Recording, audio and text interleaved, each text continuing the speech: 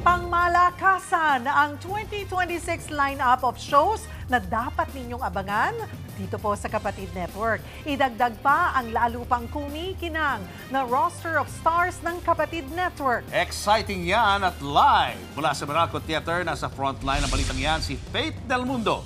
Faith, ano-ano ba ang aabangang bagong shows ng ating mga kapatid?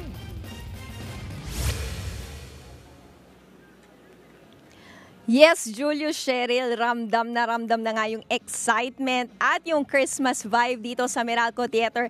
Kasabay nga yan ng year-end event ng Kapatid Network at trade event. Kaya naman talaga nakaka-excite.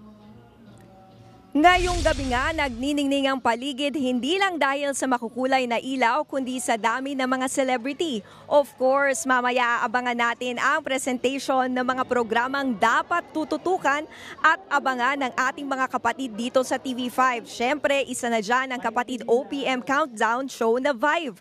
Ang action serye namang Totoy Bato, gugulatin daw tayo sa mga bagong character.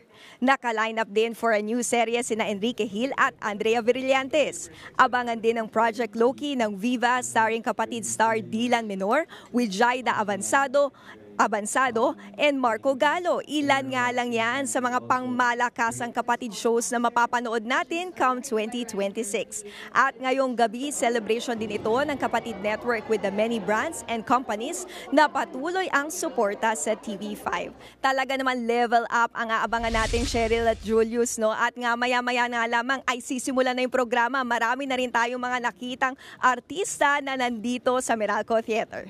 Julius, Cheryl? Thank you, Faith Del Mundo. Mga kapatid, Julius Babaw po.